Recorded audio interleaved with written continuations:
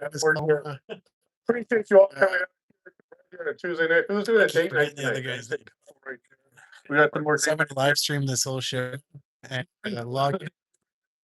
I gotta photobomb this thing. Oh. Hey, look at this. We're Jason. speaker. Yeah. God said no. Don't do it. Thank you all for being here. This is our second of the 3 events that we're doing on this. This is our public input with the 3 gentlemen here. What we want to do is get your information. You've all been preached to a million times. You all know why Alberta needs to be independent, and you're starting to look at the hows now. But now you can be part of that process because, quite frankly, it's your Alberta. It's going to be your constitution. So why not get round of applause for all you for coming out to do exactly that. My name is Jason Levine, host of the Levine Show. Anybody watch the Levine Show? Yeah. Right on. More and more each time. The rest of you can leave now. I'm going to be answering comments later on, so please leave all your comments. We've had these guys on couple times now, and if you caught it this morning, we had the premiere on as well. And I think she's now a professional dodgeball player. Yeah, because boy, can she dodge these questions. Doesn't quite answer them, but doesn't quite say no. Did you check it out? Ooh, we'll probably get into that one too. How many people heard about this on X? Really? Facebook? You heard about this event on Facebook? Oh, X for me. CBC? There's never a hand on that one. For some reason, they don't cover us, John.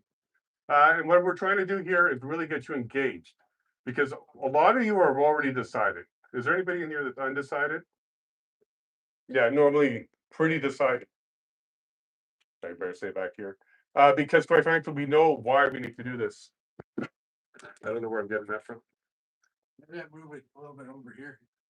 How about that? There we go. I gotta get behind here. But what I want to do now is introduce this panel to you. So your far left, and don't hold it against him. We got Dennis Kalma, and then right beside him, we've got Matt Rowley, and then right here is Bruce Party, and I'll be the moderator of the questions. Don't worry, I'm not going to moderate the questions. I'm just going to do my best to get them all to them. And if you have any more, drop them up over here. So if you don't mind, you got your mic. Remember, you got to turn it to the right because that's right. And go ahead and introduce yourself. Can you guys hear me all right? Oh, that mic to me. We can turn ourselves off until we're on. Okay. Hopefully I don't make too many rude noises. So my name is Dennis Kalma. I've been involved with the independence movement pretty heavily in the last year or so. What got me started actually is the upset at the last election. But long term, I've been upset with Alberta's place in Canada since the NDP back in the 80s.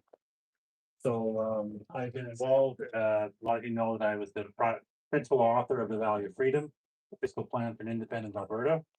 And we will be updating that in the next little while to cover some updates that we think are important. In terms of the constitutional discussion, I've been involved with the ATP as editor for their draft of the Constitution, which is based on a constitutional republic similar to the United States. And a lot of merit to that. And if you have asked me back in December, what should we be doing? It should be get this thing out there, get it in front of everybody, and let's tell people what the Constitution is going to be in the future. As I told people yesterday, my thinking has matured in the last little while, due in no small part to these 2 fine gentlemen here. I realize that the problem is more nuanced and more complex, and there are more than one ways to solve the means of governing a country and the Constitution that underpins it. And so I'm now at the point where saying, no, this is something that the people of Alberta must decide. They must choose an approach, one of the 3, or maybe another, to determine how the country should be run in the future. There are 3 good models here. All of them can work, all of them can fail. So I think tonight is a example, or the point of tonight is to answer your questions, to give our perspectives, to take our 3 different models and describe them, how they would solve certain issues, and get everyone to understand, all with the goal that more informed people can do a better job of persuading others to sign up and vote in favor of us, the party. So I look forward to the conversation.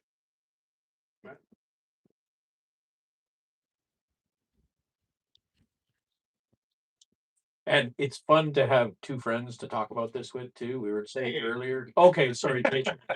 Well, two friends in a distant relation. No, I don't. But no, it's fun to have people that you can actually disagree with and yet are friends, because that's actually one of the things that's been lost in Canada today.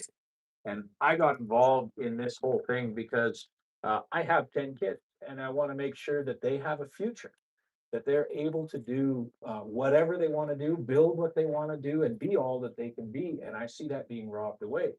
And for me, the big change was actually I went and lived in the East, and I realized I did my doctorate out there. I realized that they have a different culture there. It's not bad. They're allowed to have their own culture, but ours is different.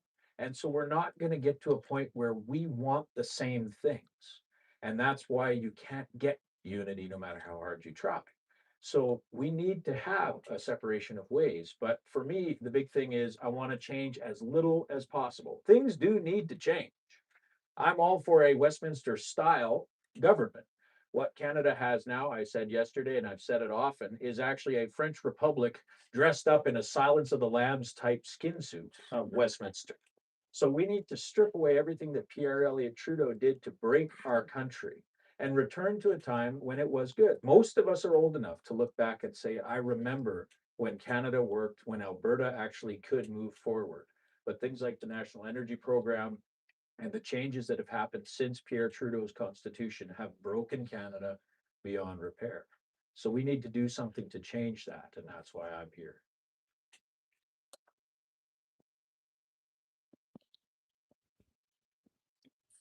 Sure. Okay, can you hear me okay? As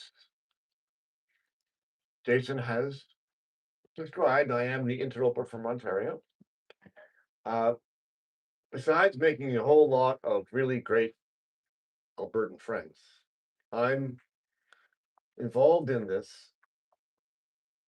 because Alberta has a moment now to do something that rarely comes along in the life of a civilization. You can save yourselves, and you might even end up saving this country, but moreover, you are actually in a position to literally save Western civilization. Because you'll all be aware of the fact that Western countries as a group, and not all in the same way and not at the same rate, but they're all unraveling. And you have a chance to turn the page and start again and decide what it is that you think should govern your new country, and for that matter, your new civilization. But by that, I don't mean that you throw things out like your culture and your traditions and all of that. No, but what you do have to start again with are the systems that govern Canada and the West and Alberta. I've been saying it this way: Alberta needs to escape Canada. You've got to get out of Canada, but you also have to get Canada out of Alberta. And there is a lot of Canada inside Alberta. Yeah. That's going to be one of your main challenges. So I want to just bring to your attention off the top two of the difficulties or dangers in writing or designing a new constitution for a new country. The first one is this: it is natural for people to want to envision the society that they want to have. How should people behave? What should it look like? How do they want it to work?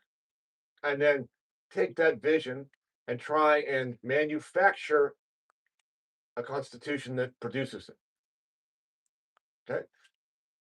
That is the kind of thing you're trying to escape. By that I mean that's a lot like central planning. Governments get visions, goals, objectives, and then they try to manufacture that result. They're managing people, they're managing laws, they're managing economies so that they get to where they want to go. Okay? Let's not plan your society.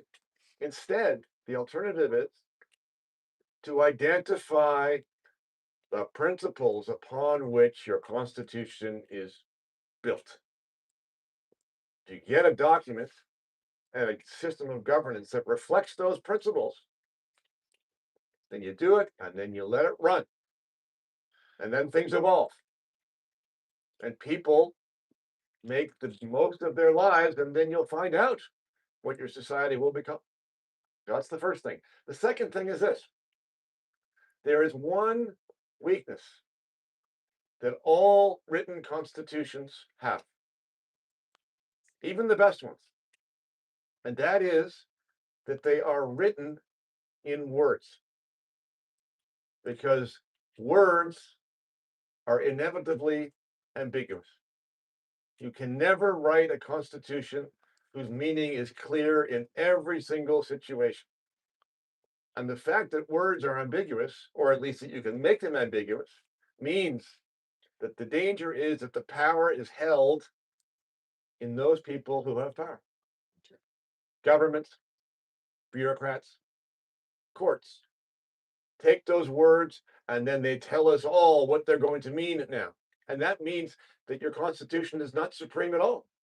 It's the people who are supreme. So it's not enough just to take the document and write down things that you want. Like we want to write to fill in the blank. Because the belief is if you write that down, we have right to bear arms. That means we have the right to bear arms. No, it doesn't. That's not what it means. It's not what it's going to mean. Because the most important question is not what, but who. Who gets to decide what the Constitution means? And so this is a real design problem. The what has to be there, it's very important, but it's not the end of the story. It is not enough just to write down the sentiments about what we all would like to see. It's got to be designed so that the people who are doing this are relatively powerless to do anything except obey the words in the document. Over to you.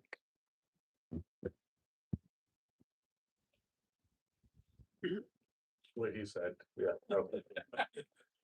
You guys are awesome, okay? I've been going through all of these, kind of grouping it together. There's some stuff that's very similar and there's some stuff that's brand new that they haven't heard before. So give yourselves a round of this one. Hey, Bruce, because you just kind of touched on this in your opening, let's get that one out of the way right now. Okay. How do you get Canada out of Alberta? How do you get Canada out of Alberta? Well, I think a lot of the answer to that question lies in your constitution, whatever it's going to be. And the one thing it should not be is a reproduction of the Canadian Constitution. People are going to be inclined to want what they're familiar with. But if they do that, then this whole project will have been for nothing. And you will have Canada inside Alberta. The fact of the matter is that Alberta has a governing system right now, today, that is very Canadian. You have a Westminster system of government inside Alberta. You have in Alberta a managerial state. Yes. You've got to get rid of the managerial state in Alberta. You have to. So I had a debate with Jason Kenney online a few months ago, and he said one thing during that debate that made me think, I wonder if he's right. And if he is, then we got a problem. And the one thing he said was, the people of Alberta will continue to demand a full service welfare state. If that is true, then this is all for nothing. You've got to get your fellow Albertans to understand that the greatest threat to their liberty is their full service welfare state.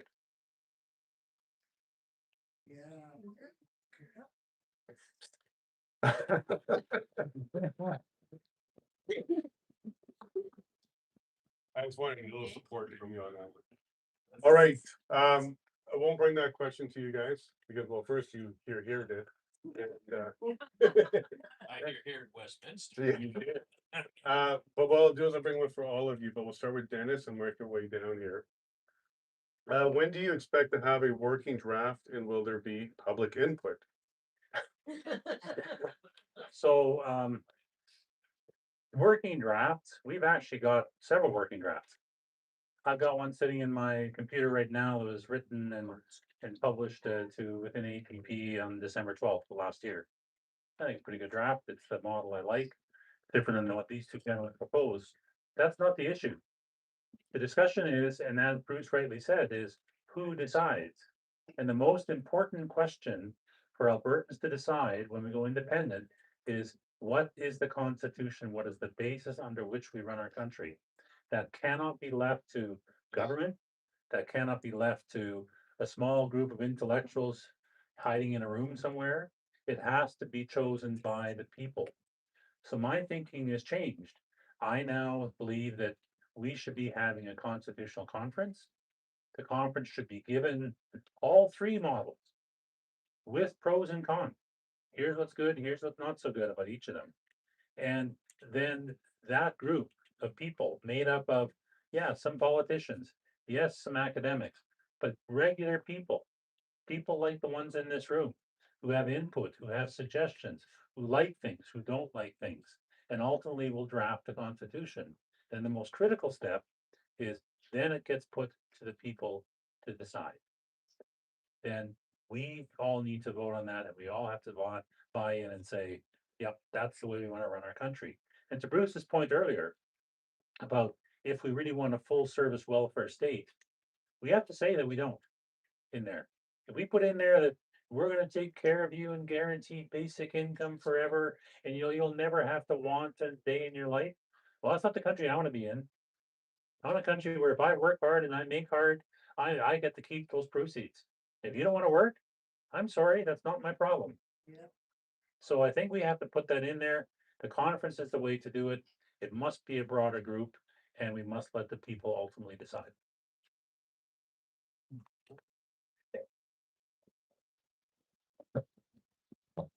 It's important to realize too, like we said yesterday, the Alberta government will be responsible when we vote yes, let's leave. It's actually up to the Alberta government to sort this out. And that's why we need to make sure that we're not just saying, okay, well, once it's done, we don't need to worry about it. We need to be thinking about it now. And then we need to be encouraging our government to see our point of view when it comes to things like a constitutional conference. There's every possibility, if we don't step up and stay engaged, that after we vote to leave, the government just says, oh, well, we're going to do exactly what we want to do. And God forbid, it could be an NDP government, right? You have to think through every bit and make sure that now you're engaged in a healthy way. We all love to shout at politicians and tell them how bad we think they are. But the old saying, you catch more flies with honey than with vinegar, and maybe more with a pile of manure, but that's another story. But you need to make sure you're engaging with people now and helping to get your ideas across to one another, to anybody who might have some influence, but also to the people who are going to be actually guiding the process. It's not us up here. We are hoping to influence that, but it will be your Alberta government that is shaping this process. That's 100% right. 100%. So what we're doing here is we're trying to exercise political power. We're trying to develop the idea in enough people that the new constitution should be a certain way. But if we were all to agree in this room that it should be a certain way, that doesn't matter unless those people in power think that they have to listen to us. Yeah. So what we're trying to do here is to engage in that process. The people in power at the time that this happens are the ones that can decide how it's going to go. And they have to think that they better do it this way, whatever that way that is, or they're going to get into political trouble. If they think that they have carte blanche to do what they want, they will do something else, guaranteed. They will do something that reproduces the system that gave them power in the first place. Okay, so they have to be very scared of the results for them if they don't adopt the ideas that have reached a certain critical mass of people. And that's what we're trying to do here. For example, people have said, and this is before the Constitution gets decided, but in this process, people have said, well, we win the referendum, and then we have to enter into negotiations with the government of Canada, and the government of Canada, if they don't play ball, then, well, that's fine. We can just issue a unilateral declaration of independence. And yes, that's a possibility. But the only person who can do that is the premier. And if you have a premier in power at that moment who doesn't want to do that, then that is off the table. That's why this comes down as much to politics, or maybe more to politics, than it does to legal text. The legal text is important for sure, in the end result. But getting there is a political question.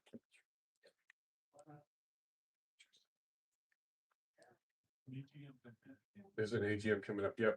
And we call him cold water Bruce for a reason, and that reminds me, there's cold water over here if you guys want.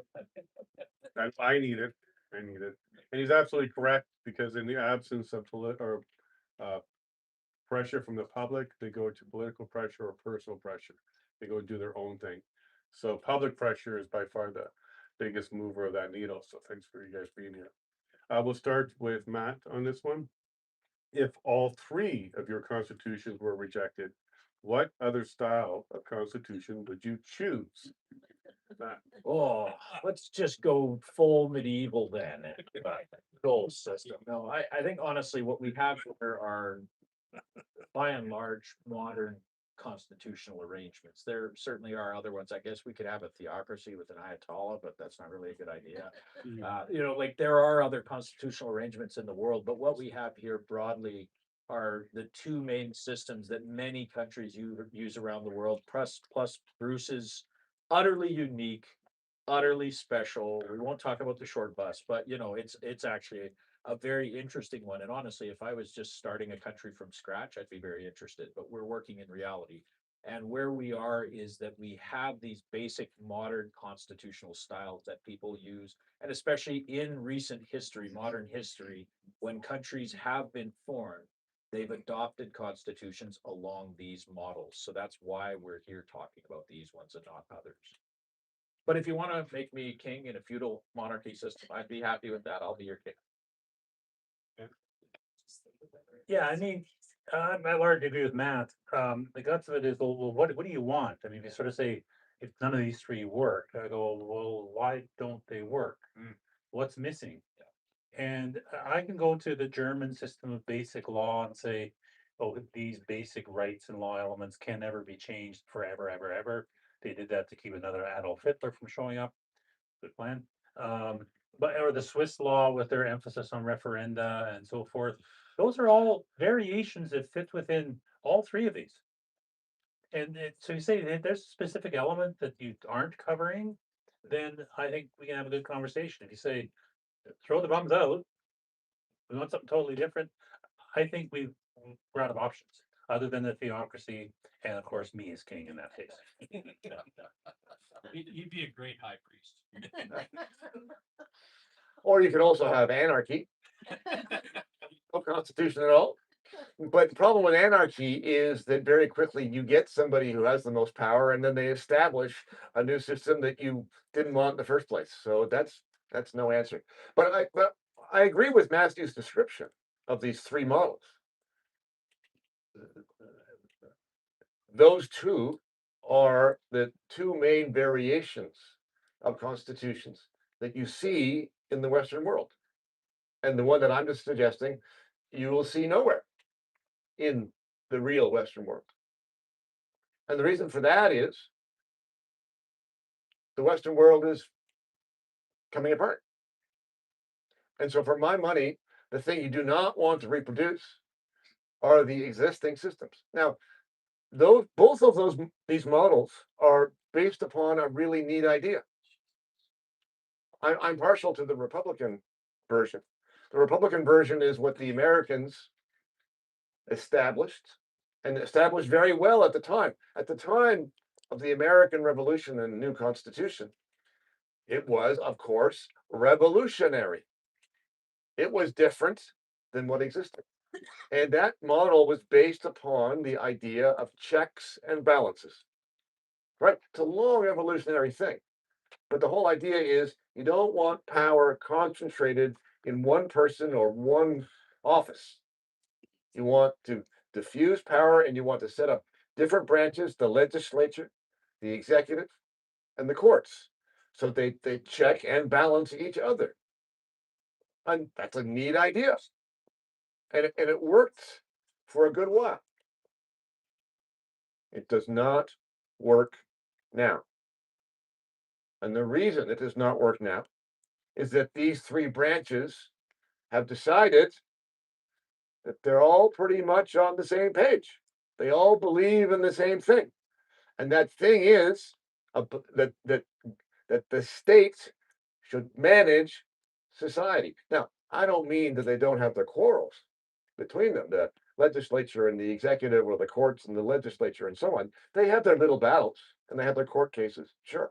But overall, they are cooperating with each other so as to enable state management of the people. So checks and balances do not work. My model is not a checks and balances model. It is, well, I'll go into that maybe a little later, but it's a flipped default model based upon the singular idea that the people must be free.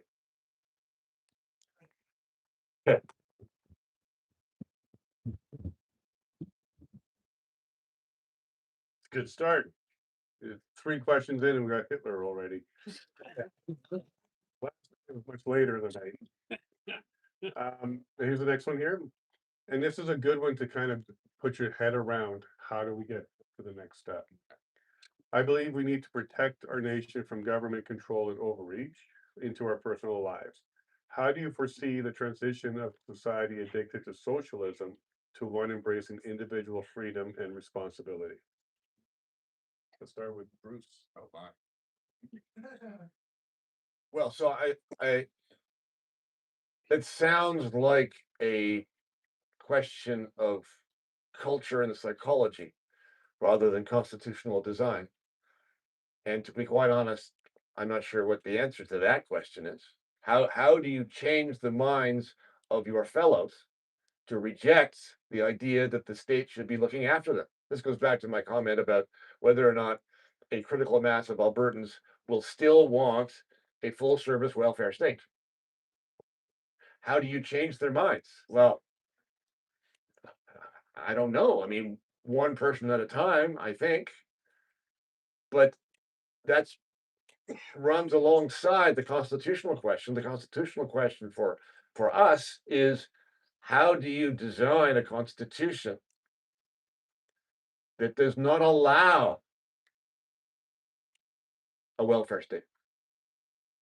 Right? So to be clear, the constitution that we have in Canada and the one that they have in the US does not prescribe a welfare state, an administrative state, a managerial state, but nor does it prohibit one. And if your constitution does not prohibit one, that is what you will get, guaranteed. So in terms of constitutional design, you've got to have a constitution that is whose architecture does not allow for a government to take the mandate of providing for the common good. Governments should not provide for the common good, the general welfare, the public interest. Here's why. As soon as they do, they seize the power to place individual rights and interests aside, because those interests get in the way of what they think the common good consists of. Immediately, what you've done is you have undermined the idea of individual freedom. Those two things conflict. And so for my money, the Constitution has to prohibit the mandate for common good. We'll go to Dennis next, because people are familiar with that system. Yeah, so I think we're all in alignment up here. Small but government is good. We don't want to have a nanny state, and I actually think in some respects the problem of changing in Alberta is smaller than perhaps we fear. I walk around this room this evening. We were in Edmonton yesterday. I've had a number of meetings, and I think every one, and maybe even every conversation, people say, I'm tired of the government doing this. I'm tired of the government living that, removing that, and so forth. I had a conversation about a glue I couldn't get because it's now prohibited for my own safety with a couple of you earlier this evening. So I think people are disgusted with the current state, and more critically, they're disgusted with the money it costs that has to be extracted from their pocket. So the kind of controls you see in the model I espouse is much more of limits on what the government can spend, limits on rights. In other words, the rights are inalienable, to go down that kind of road, and basically try and control what the government can do. Now, Bruce is right, is governments tend to try and overreach, they'll stretch it, they'll pull it. And ultimately, I think every constitution up here could fail. If we, the people, get complacent and let government do that and don't show up to vote and pick idiots to run the country, we are going to be in the same state no matter which model we pick. So I think I'm more optimistic, and I think we have more of this under control than maybe we fear. But it will be a change. There will be people who will be negatively impacted by what we're doing here. And we have to be prepared to deal with that. That's a reality. Thank you, Dennis. Made a bit of an argument for anarchy there. Go ahead, Matt. I think it is an important point. Just like these guys said, constitutionally, you can't say, well, we can't have a welfare state or something. And we are in a world where a lot of people depend on the government. It's part of why I say we should change as little as possible to start with. We need to make sure that our constitution doesn't enshrine the welfare state. Funny enough, when Westminster, the old system was designed so that the House of Commons had the money control because they weren't the government. And so when the government came to them and said, I would like to do some stupid project like allow drug addicts to have a place where they can go and do drugs in front of your kids, they would say, no, you can't have the money. The House of Commons was responsible for saying no to the government. But then we flipped it on its head in this modern iteration, and now the inmates are in charge of the asylum and they get to decide they want to do something with money and then turn around and vote the taxes on you to do it. That's crazy. So we can do, as Dennis said, fiscal restraints. We can control constitutionally how much the government is able to take from you. I said yesterday that the principles of the Glorious Revolution were life, liberty, and property. And your property includes your money, and the government actually doesn't have the right to just take it from you. They have to have a good reason that you consent to. So we have the tools, but we have to realize that we do have a welfare state, and you have to bring people on a journey. You can't just say, hey, tomorrow we're going to be independent. Oh, by the way, all of the supports that you get from the government, they're history. Because guess what? People won't vote for it. Rightly so, because there's a lot of people that, as Bruce said, are dependent. Sorry, I called Bruce Dennis. As Dennis said, are dependent. We switched our positions and it's thrown me off. You have people who are utterly dependent on the government, and no, it's not right. You have 20% of Canadians somehow employed by the government. If that doesn't make you climb the walls, then maybe you have a problem. We need to reduce all of those figures, but it's going to take time. You have to bring people with you, or you fracture society. Especially, we do have to get back to the point where we realize communities care for people. Government really at the core should defend us and have justice. Bruce and I actually agree on this subject. They need to be the ones keeping the army going and keeping the police and the courts going. And about that, everything else has been extra that's added. But we start where we're at, not in some sort of a where we want to be grand land, and we have to move there over time.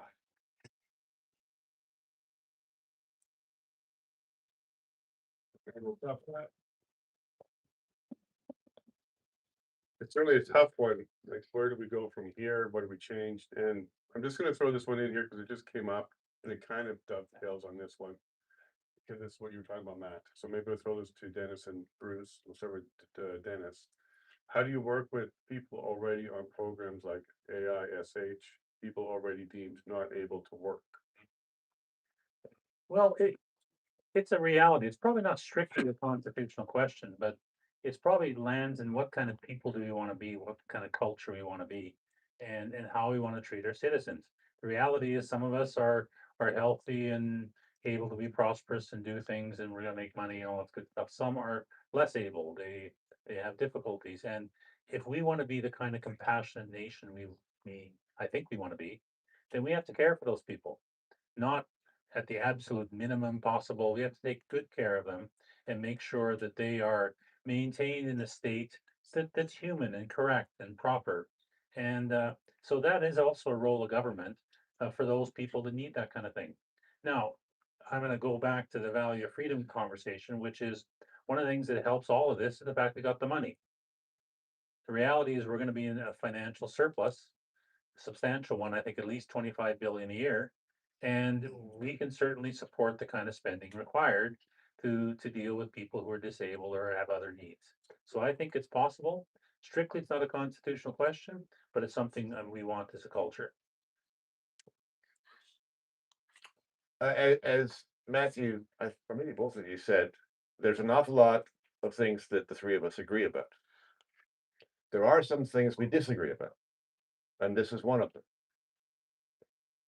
My constitution has a default, a different default than the defaults in the other two models.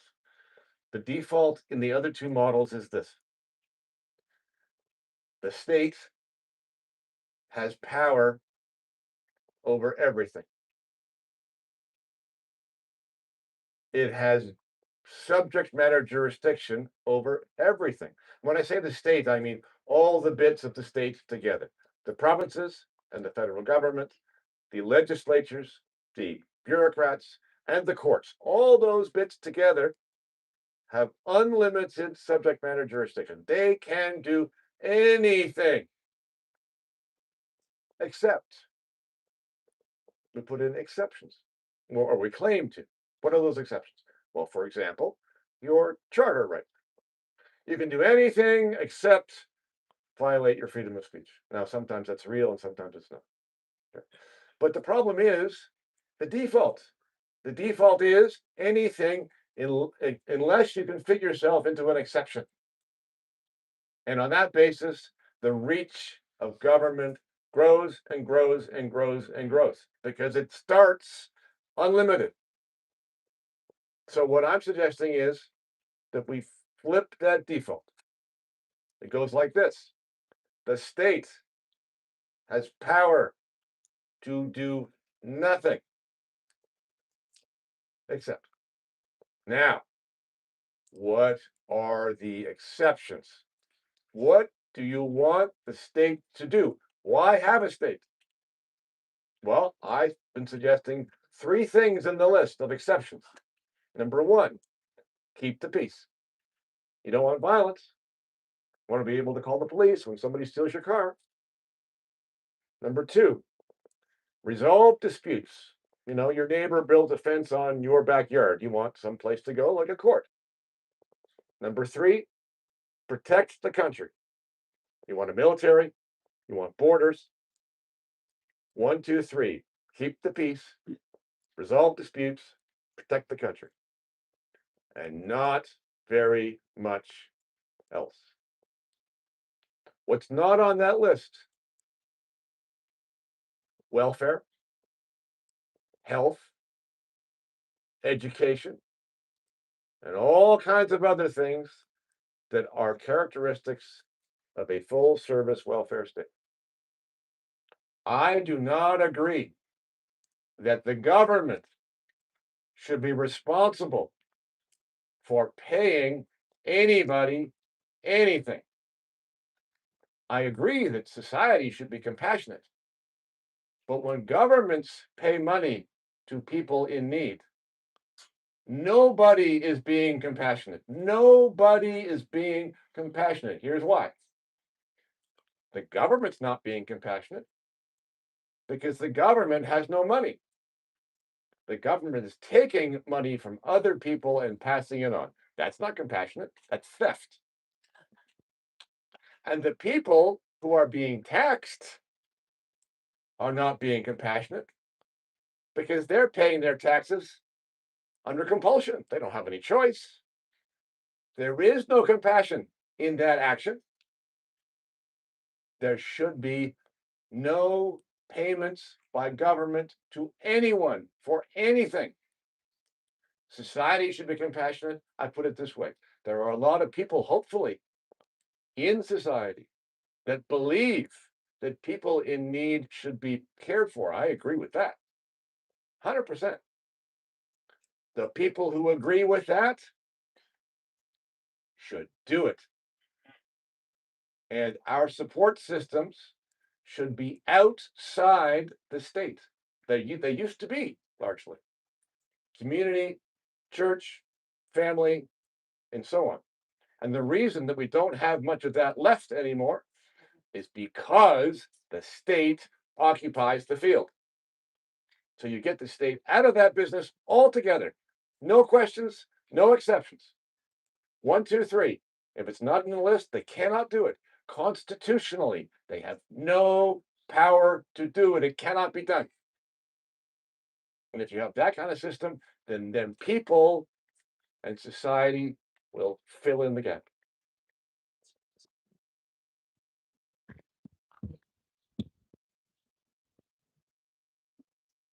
Jason, let me say what. No.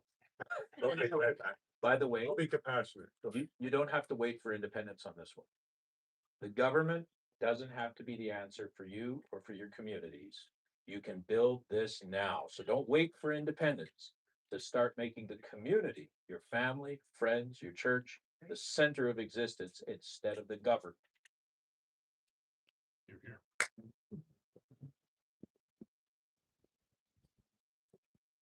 All right, so this is post vote, the second one. How would government be formed? What is the process to establish a new government? And what kind of protections are best for preventing corruption? And can we add incentives for participating, i.e. voting? Is it too much government overreach to have mandatory voting? Let's go ahead, sir. You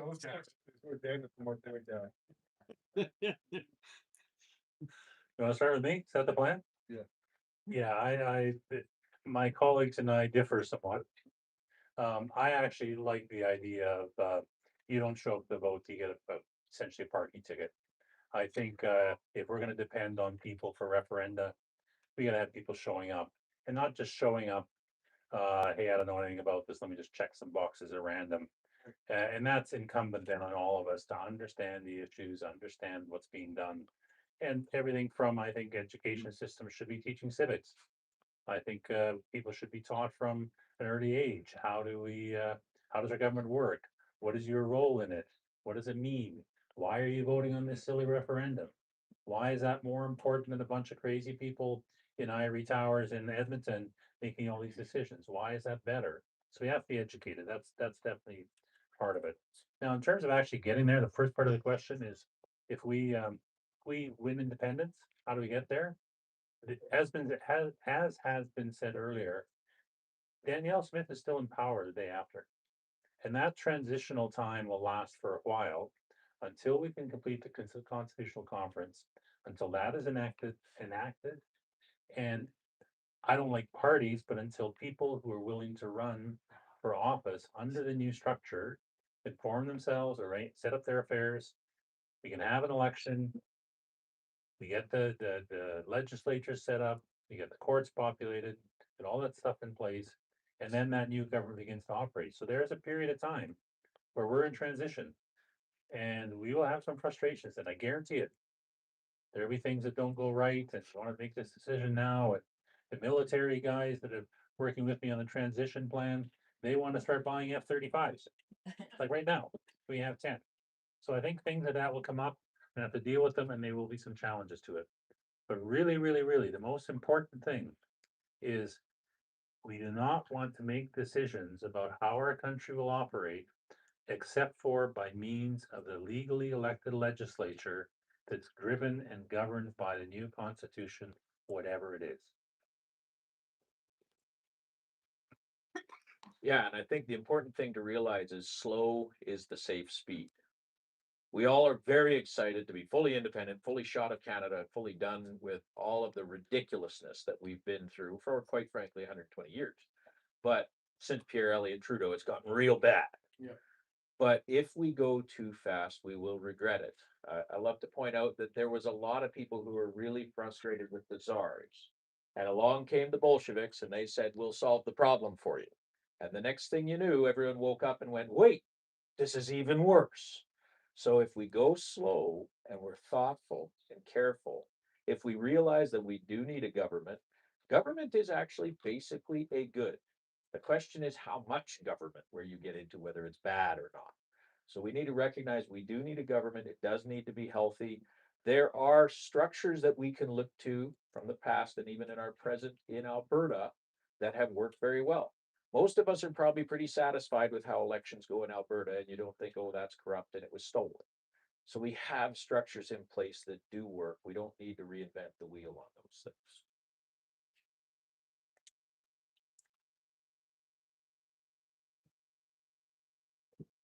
I do not think you can do this incrementally. This is cold turkey.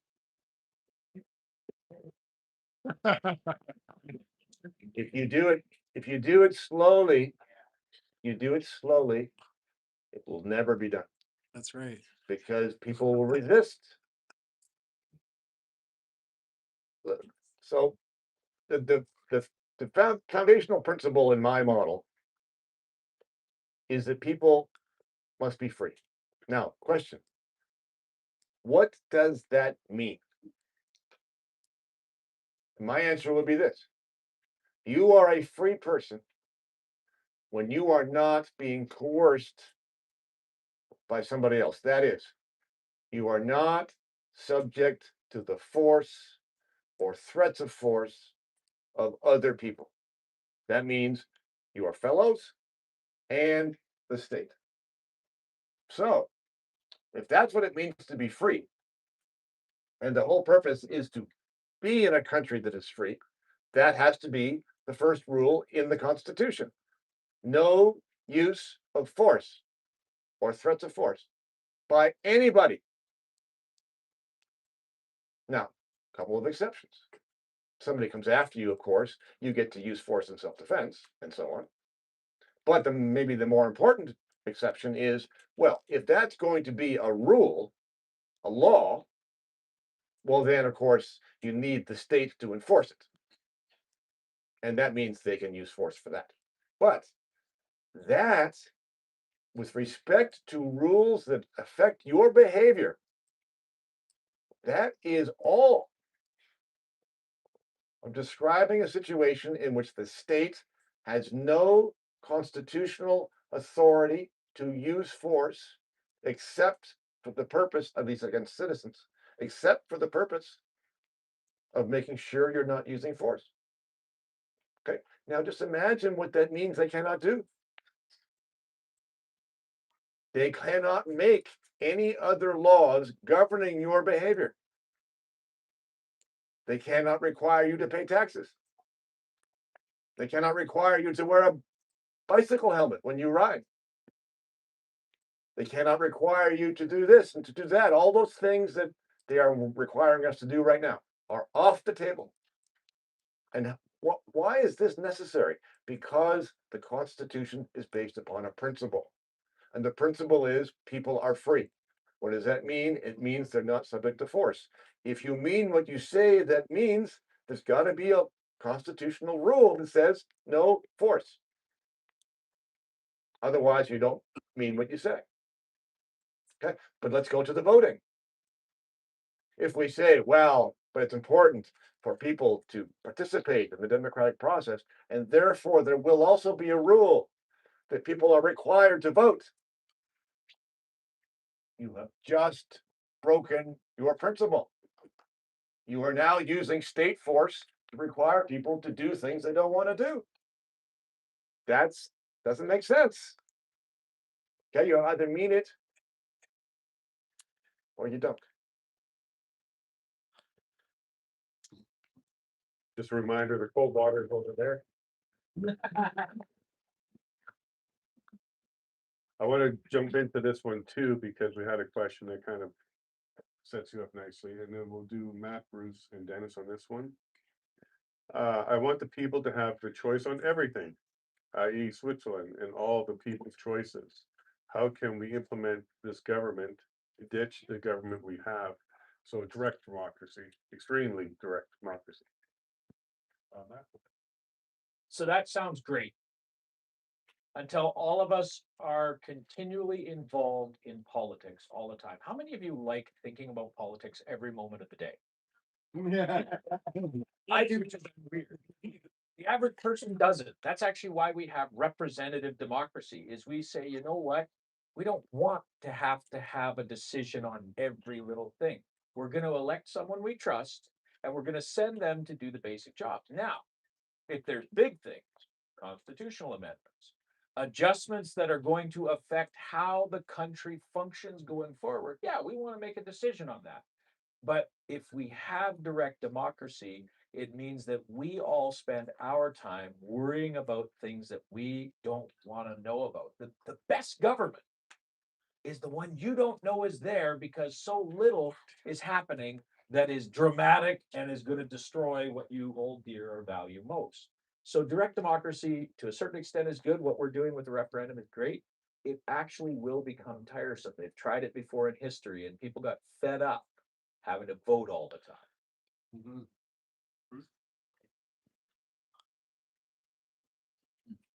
Yeah, I agree. I agree, but perhaps for a different reason. I mean, in addition to that, I do agree with that argument. But if you have direct democracy, then you are in danger. And what I mean is this: democracy and freedom are not the same thing. So if you are putting all your legal policy questions to the people in plebiscites and referenda, then whatever the majority says is the law all the time, because that's the principle. So, for example, if during COVID, these policy questions, these COVID policy questions had been put to the people in a plebiscite, do you think that people should be required to get a vaccine? If 60% of the people say yes, the law is you must get a vaccine. There are no rights. You don't go to a court. You can't ask a court to say that's not right. You can't exercise your own medical decisions because you have direct democracy. That's what it means. And so here's the mistake. To speak about a free people as a collective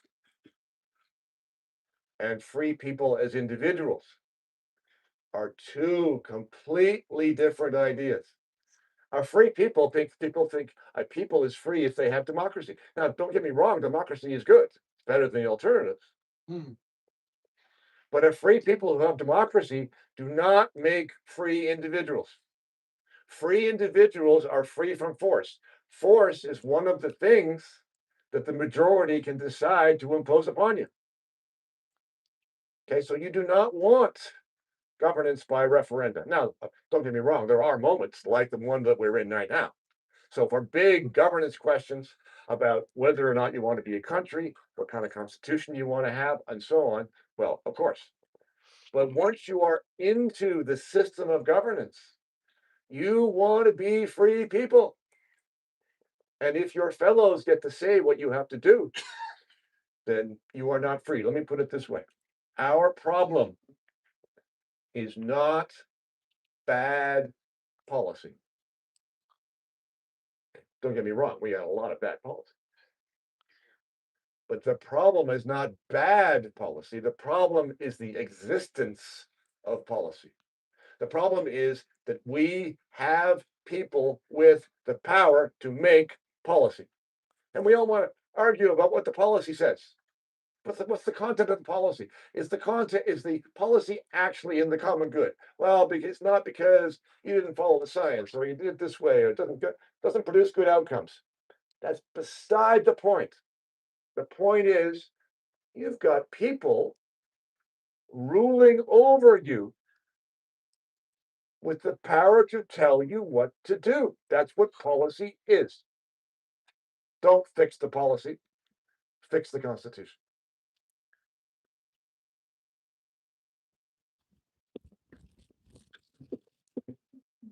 This is an area where the three of us largely agree. We have different reasoning and different perspectives, but I agree with what's been said by Matt and Bruce. Democracy, in some respects, is tyranny of the majority over the minority, and we have to be very, very careful with that. Now, to be clear, the Swiss model is not one of them voting on, what the fines on parking be. It is on big questions, material questions, and relatively few questions. And I would add one more commentary, is there are things around operating a large organization like a nation that are highly complex. I wrote the Value of Freedom document, did the analytics on there. I still don't sometimes be able to refer on anything in there without going back to the document. It took me weeks of analysis and study and understanding to sort it out. And reducing that to a simple yes, no question or option 1, 2, 3 question is impossible. We'd have to give you like 700 questions and tick off option 1, 2, 3 for all of them, and it still would be inferior because option A doesn't work with option B. So I think referendum is a good thing, but in very limited places. The one I think we all agree with, you want to modify the Constitution, you want to add some new power to government, you want to change things in a material way, it absolutely must be every time, all the time, the will of the people and nothing else.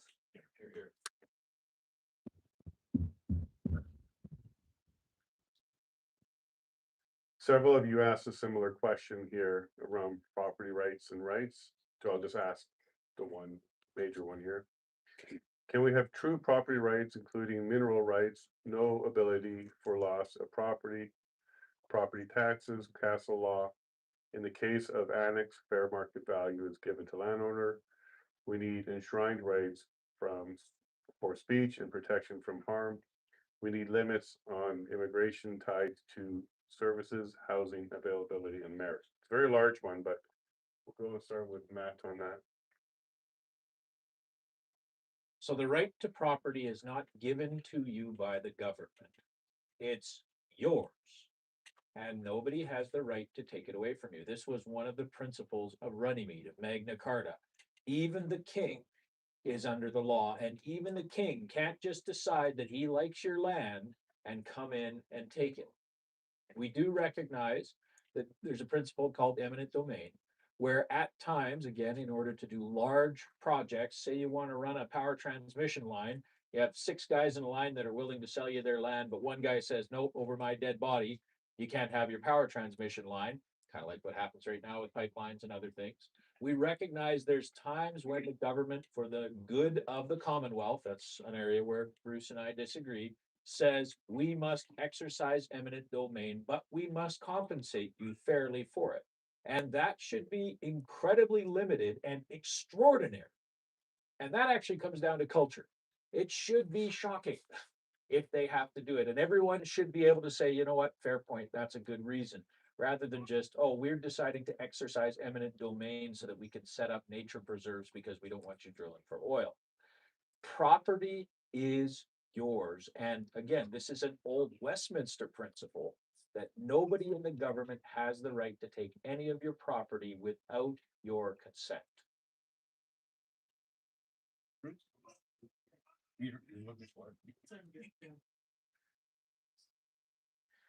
So this is one of the things that philosophically Matthew and I agree about, but in terms of constitutions, disagree about. If I understand Matthew correctly, he's making the case that the culture is and should be the thing that protects you. Here. Cultures do not protect you. That is the experience of today. The culture is not protecting you. That is the problem. And what we need is a constitution that protects you for that reason.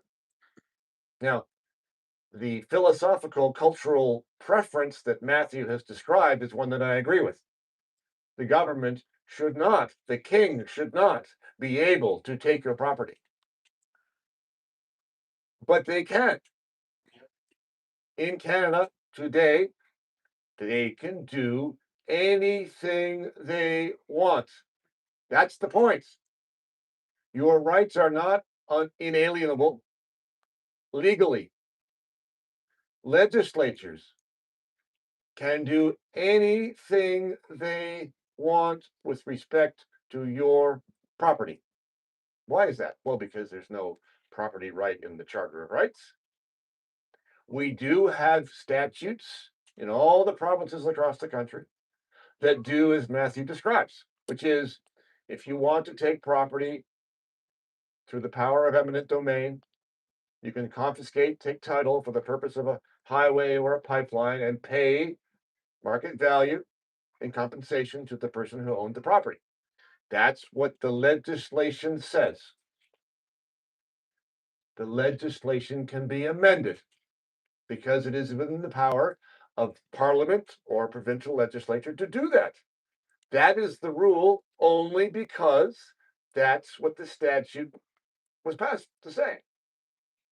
So if they wanted to change the statute to say, well, in this case, we're taking your property and not paying you compensation, then they could do that. There is no restraint, none.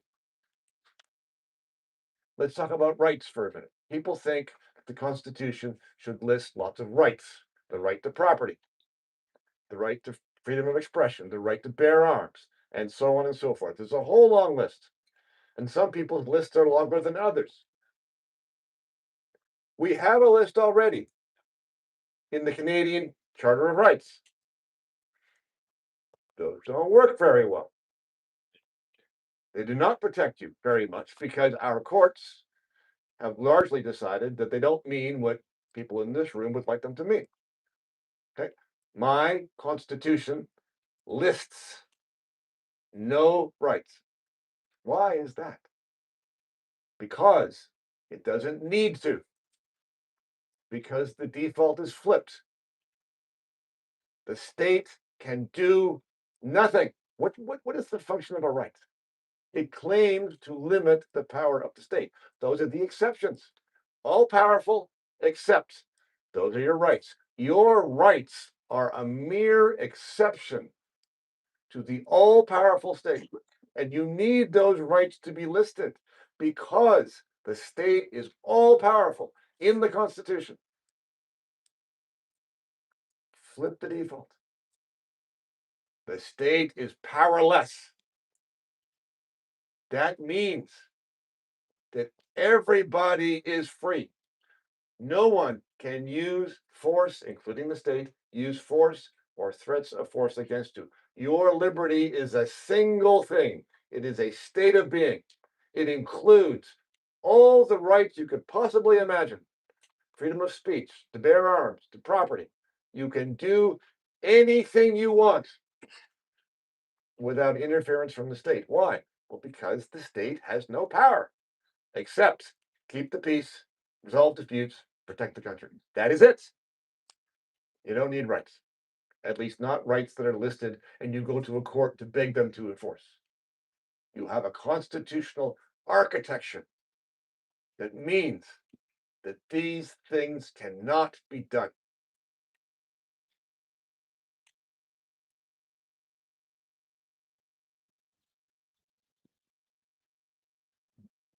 I want to come at this from a little different direction. So, I mean, it sounds like when Bruce and I talk, or Matt and Bruce and I talk, that we're really, really far apart, and that, you know, there's this model way over there, the model way over there. It's actually not as bad as that, because the constitutional model that I espouse, the Republican model, it presumes that when people talk about it, they think, well, the rights will be listed as they are in Canada today. And there is no way on God's green earth anything like the text in the current charter will ever find a place in any constitution I support. Here. The problem with the rights today in Canada is there's outs for the government. The rights apply except for in the interest of the public good, except for this reason. Well, we could take that language out. We remove it completely. And we list the rights we want. I actually think there's some familiarity to people that they can say, hey, I clearly see my right for speech, my right to property, my right to firearms, my right for self-determination, all that good stuff. And you know what? At the end, we say, and there will be no more rights except for by constitutional amendment, which is the will of the people by referendum. So there are ways to control this. Now, it's a difficult model. I would put to Bruce, okay, you say state has no power except for, let's start drafting that except for list. That's a hard list to draft. I've tried. It's not easy. It's got its challenges too. And I think that's why we have to see all three models, because I ultimately believe if we presented all three in all their glory, Bruce the way he wanted it, Matt the way he wanted it, myself the way I wanted it, we'd say, wait a minute here. These are not super different. They are different models. We have to pick one. We can't pick a slice of this and a piece of that and a helping of that. It's got to be make a decision. There are things I really like about Bruce's model. It's conceptually elegant. It's simplistic. It's easy to understand. It's also never been tried before. That's a challenge for me. So, and there's problems with Constitution as I write it. I can list them. I went through this stupid thing for weeks. You know, and some days I was pulling my hair out. That's why I got no hair left. And the guts of it is you start writing these rights and they do get slippery. What's the right language to describe property? What's the right language to describe expropriation? What's the right language to describe freedom of speech? It's very difficult. But I also argue that when we try and say, well, government has no power except for, those except fors are also hard to write. And pick on my dear friend Matthew, who I love to bits, when he starts saying, well, we want to have these absolute rights, but you know what? They can evolve over time. They can change over time as the will of the legislature. That's a challenge too. Because guess what? People sometimes run in flocks. Groups of people do stupid things. Witness Germany in the 30s. How did a nation of smart people, revered by many around the world, the leaders of science, turn into the mess we had in the 40s? That was people legitimately voting in a government, legitimately following the rules, legitimately following the Constitution. That's the challenge. So I would put to all of you, every one of the models we espouse can work. Every one of them can fail. The right people, the wrong people, I don't care what kind of people it is. If we, the people, the broad people, the everybody, the ones sitting in your home with your kids, are not prepared to be engaged, to help form our culture, to help talk to people, to demand change when things go wrong, it's all useless. Here. Yeah.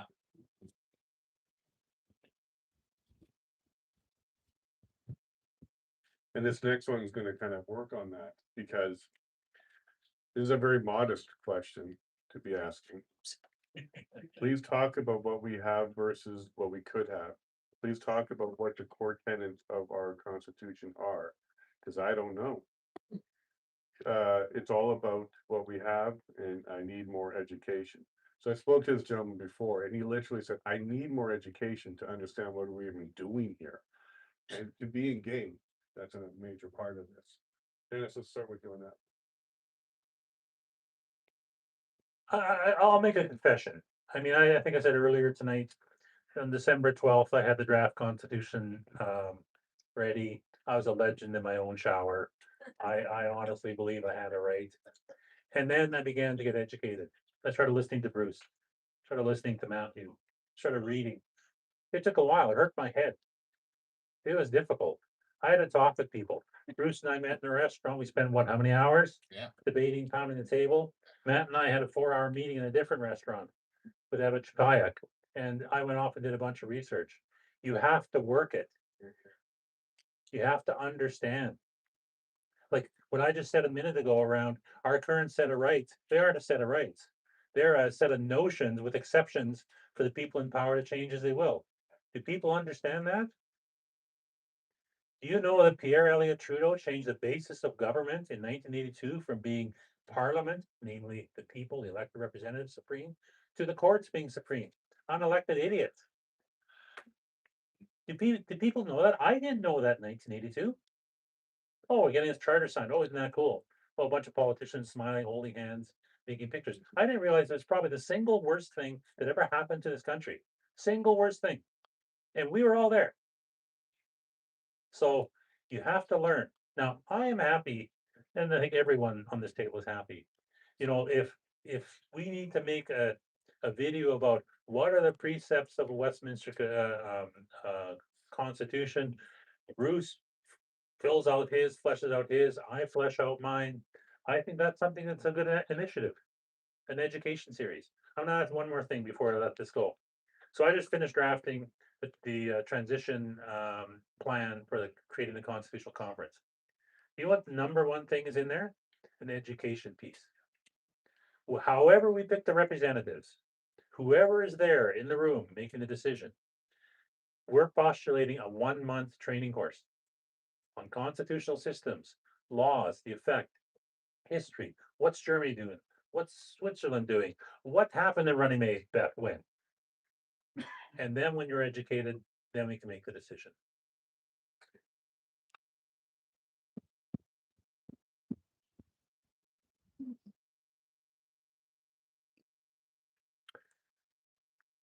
We have long made a constitutional mistake. Very long-standing mistake. It was made originally in England and repeated in America, repeated in Canada. We started a long journey and they did pretty well in many respects. But let's just go back. You started in England with a king and lots of different kings, but a king. And the problem was that the king was the law. Whatever the king said was the law. Off with her head. He said that about you, you would lose your head. And they finally decided over a long period of time that wouldn't do. So what did they do? They took power from the king and they gave it to legislatures. Because legislatures were at least partially elected. You know, power to the people. You're taking power from a tyrant and giving it to the people. Great. Except that over time, they discovered that legislatures could be tyrants too.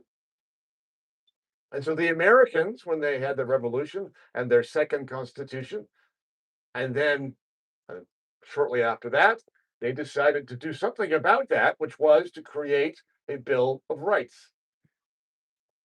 And the effect of that was to take power from the legislature and give it to the courts. And what has happened since then? Well, both the legislature and the courts have taken the power away from themselves and given it back to the king, but it's not the king anymore who's there. Now it's the deep state. Okay, here's the mistake that we've made all along. All we have ever done is move power around from king to legislature to courts to deep state. We have never taken power away. And what I'm suggesting is that is what we have to do. Instead of moving it someplace else or trying a check and a balance that doesn't work, you have to limit the power of the state to act for the common good. Our Constitution is based upon authority. Our legal system, our laws are based upon authority. They're not based upon the truth. They're not based upon consent. They are based upon authority. Peace, order, and good government. It's right in the document. Here, here. And the options in some so Matt is advocating for a system going back to a system of legislative supremacy, which is what the charter destroyed. But keep in mind, okay, so the charter comes along, and I'm no fan of the charter. The charter doesn't work. But what the charter was claiming to do was the same thing that the American Bill of Rights did. It just so happens that our people, our courts, have dealt with our charter in a very different way than American courts have dealt with their Bill of Rights. Their Bill of Rights is much better, much more robust. And yeah, our charter is drafted badly. We have section 1 and so on. But nevertheless, the idea was the same. The Charter of Rights was supposed to protect you against the legislatures that were turning into tyrants. So you have legislative supremacy as one choice, and the other bad choice being judicial supremacy, which in our country doesn't work. My point is, both those choices are bad. You don't want a supreme leader. You want to be free.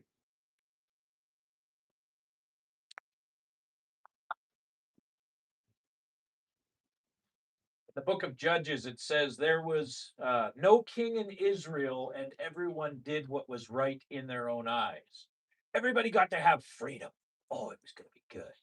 And then the next thing you know, gang rapes are happening, and somebody's cutting a woman up into 12 bits and sending them to the 12 tribes of Israel. And this is actually true through the entire history of the world. Government was not imposed by the deep state at the beginning of time, but in every society throughout the history of the world, throughout all of humanity in all corners of the world, government has had to exist because when you get a group of people together, they have to be led. And they actually do want to be led. It's not about whether government should exist or whether people should just be free to do whatever. It's how that government should operate. And in the Westminster system, we have a 1,000-year tradition of carefully, slowly developing government, growing it like a tree, trimming it where it needs to, pruning it and adjusting it as we need to, but allowing it to grow, prosper, and change with the times. Because as times change, constitutions must change as well. One of the problems of a written constitution is that you end up with people looking back and saying, well, 200 years ago, they said you should have bear arms, so everybody can have a taxidermied bear, but past that, nothing's good. There's all this debate down in the States right now about, well, that's only if you have a flintlock musket, because that's what they meant back then. You need actually to have change and adjustment in the way government works. And what happened in Canada that did break it, I agree, was we shifted away from a long-standing process where the people of Canada, with checks and balances, with a Senate that should slow down the process and make people think before they do stupid things, with a crown off there in the distance with reserve powers to make sure that if something goes really wrong, they can say, time out, you're not doing that. We decided that wasn't good because Pierre Trudeau came along like the Pied Piper. And he played us a little tune called the Charter of Rights and Freedoms. You'll get your rights. And then the courts will decide what you'll get. Before that, we can actually look at Canada and say, you know what? It did actually function pretty well. We were actually able to get governments that we broadly agreed with, or at least that weren't trying to drive us off a cliff full speed. But then Pierre Trudeau changed it. The tradition that we have is one that has been developed carefully, slowly, and thoughtfully. And I always say that before you go to change something, you should understand it, you should respect it. And then you can move forward with adjustments. That's a true conservative principle. The modern progressive principle is it's all bad, let's burn it down and start again. The only problem is once you burn the house down, you got nothing left to fix.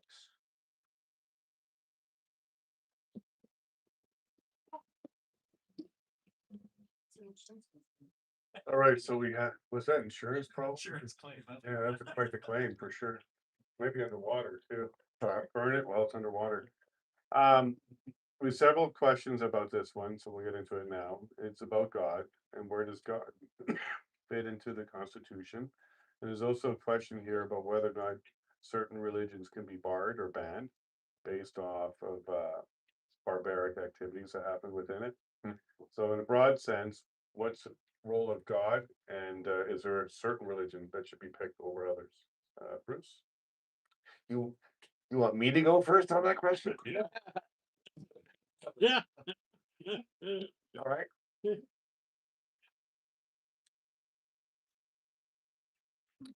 I don't think that religion, religious beliefs have any role in the Constitution.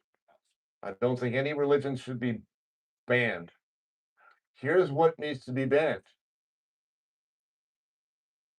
force and threats of force. So let's try this. If you have two adults of sound mind on their own property, and let's say the grapes are closed, if those two adults consent, is there anything that you think the law should not allow them to do?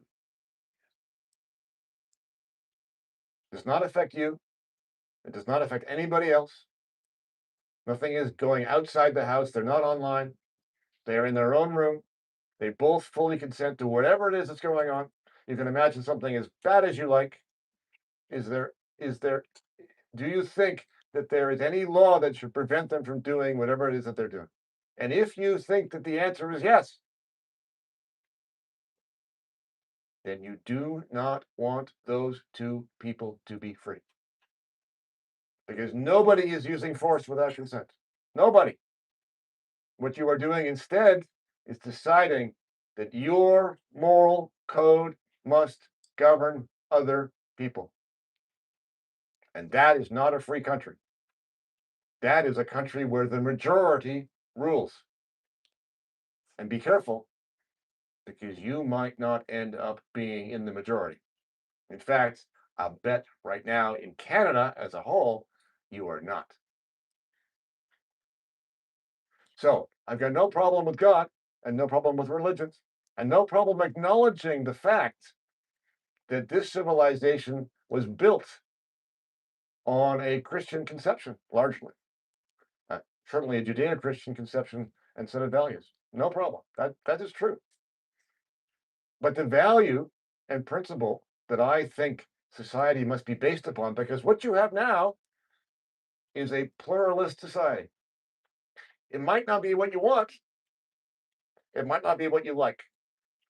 It's what you've got. And that's not going to be changing. So, in order for us all to live together in peace and in liberty, everybody must be governed by the same idea, which is you cannot interfere with other people. And otherwise, your values are yours.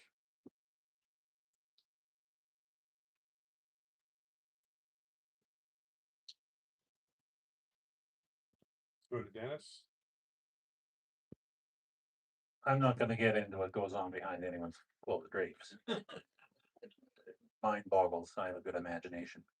But anyway, so I'm gonna take it down a little bit different route, and that is that, I think we have to recognize our Western civilizations were based upon those Judeo-Christian principles that Bruce referred to, and I think are structurally there. And you don't have to be religious to understand them. Don't have to be religious to agree. They're a good set of principles. So as far as that goes, I don't think any religion should be baked into a constitution. I do believe it should be acknowledged that the principles in the Constitution grew out of those principles in Judeo-Christian culture. I think that's fair enough. But I also fear a couple things. Um, I fear theocracies. That's the one form of government that scares me more than any other, because it is a means where they have the power and they have the ideology to justify anything they want. So I've said for many years, I don't want Christian political parties. I want Christians in politics. I want them pushing their thoughts and their views. So I think we have to protect the fact that people should be allowed to worship in their own way. We also have to protect the fact that, as Bruce said, in a pluralistic society, You have to protect people from religion. It shouldn't be imposed. Shouldn't be forced to go to a particular church. Shouldn't be forced to behave a particular way.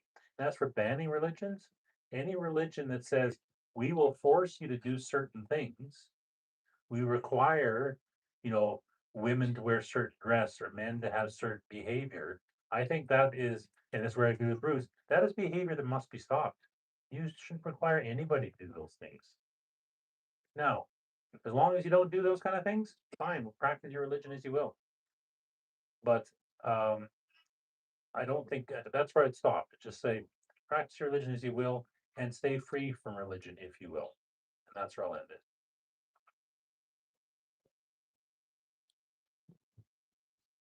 All law is a moral statement. You can or you cannot do this thing because it is good or it is bad.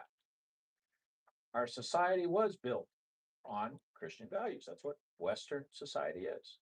And those values include things that aren't universal in the world, and in fact weren't universal in Christendom before Christ came along. The value of women, the value of those who are lesser, the value of people like slaves who are considered to be lesser.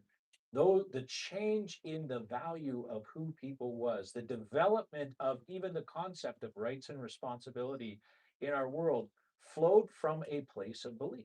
Everybody lives from their belief. There is no such thing as a secular person because we all believe something, even if it's that I believe nothing. And that will drive us in one direction or another. But we cannot become a theocracy. The Western tradition is we have to leave room for those who are of a minority belief or a minority value, so long as they do not go against or harm, as we talked about, those in the society or even among their own group, right? So there are practices that are welcomed and okay in certain other corners of the world. Perfectly legal, perfectly lawful, even required. And here in Alberta, we say, no, you can't do that here, simply. And freedom, there is a limit to freedom. I will point this out again, even if it's something that I believe, right? There are parades that go on right now where people exercise their freedom. We just saw one recently, and they assault everybody else around them with their freedom. No, they haven't done violence to somebody, and yet their freedom has imposed itself on other people. What we do behind our curtains, it may not affect people because they're not present, but it does twist a society in certain directions. So we have to be careful before we say anything goes. We also have to be careful before we prescribe belief or we prescribe a religious standard that is so strict that it causes other people who aren't of that religious point of view to have trouble. Famously, in the Commonwealth in England, they limited you to only wearing two colors at a time because anything else was ungodly. And by the time they were done, everybody said, you know what, we're done. Let's go back to having a king because this is just ridiculous. The level that they were trying to make people go to. But understand that if you have a society with laws, if you have society with standards, you will have to choose that some things are right and some things are wrong. And that's actually a cultural matter, not a legislative matter, first and foremost.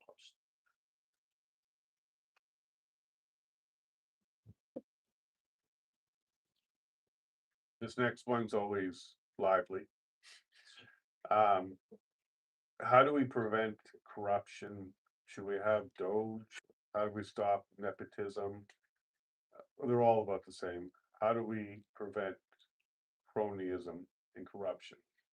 Do you assume people are good or bad? Let's start with Matt on that one. I'm all for nepotism sometimes. You know what? If I know somebody, I'm probably going to go to them quicker than some random stranger off the street who says, hey, I think I could do good at that. Some of these things aren't actually corruption. Where the corruption comes in is the real definition of nepotism, right? You're choosing somebody just because they're blood, not based on whether they can do the job or not. You can't avoid corruption, but you do have to believe that there will be honorable people, and you have to expect that there will be honorable people in government. Why was Trudeau able to get away with what he did, where he violated ethics laws so many times? Because at the end of the day, the majority of Canadians went, what do you expect? He's a politician. They're all corrupt. Well, we call them the honorable so and so because there was a time when we believed that you must be honorable and your reputation and your future in the country could be permanently harmed if you chose to be dishonorable in government. And that is what needs to return. Again, it's a matter of us as citizens saying we will not tolerate dishonorable, slimy, lying, despicable people. Now, Bruce did make a good point. Politicians are paid to lie. You may not always get away with them doing it, get away from them doing it, but we can have standards that mean that we will vote those people out if they do not hold to honor in their positions.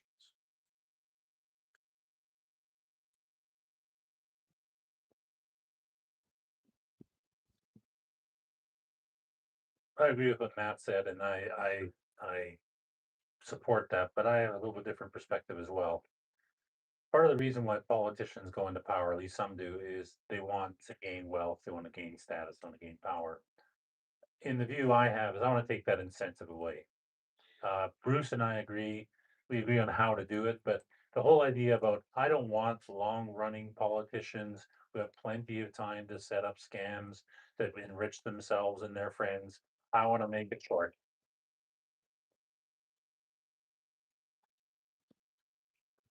The solution we have baked in is things like term limits, where you say, okay, you get to serve a certain length of time, and then you're done, and you can never serve again. Now, there's consequences to that. Might lose some good politicians out of that. Might have lost Ralph Klein, to Matt's point. But the reality is, I think the penalty for bad politicians like Trudeau is far higher than the loss of a good politician. So that's why I tend to head that way. The other thing to do is take the financial incentive out. I think all of us agree at this table, we need some financial cap on government. That they can't extract ever more money out of your pocket. And by the way, line their own in the process. Here, here. So if we start capping how much government can spend, the proposal we have on the table from the model I espouse is a fixed percentage of previous year's GDP. Say, okay, you got that amount of money, make choices within it. If you want to add some new whiz-bang program, that's fine. Find the money within that pot. You don't get to add more taxes except for by referendum. That's one that goes to the people. You want to extract more money out of your wallet, more property from you, to Bruce's point, then you better ask the people first. And so I think there's ways through this, but the thing I also believe, one last point, is there has to be consequences. Yes. I find it appalling that Trudeau went from a net wealth of what, the low 20s to 350 million while in office. And thoughts like a fair trial followed by a fair hanging.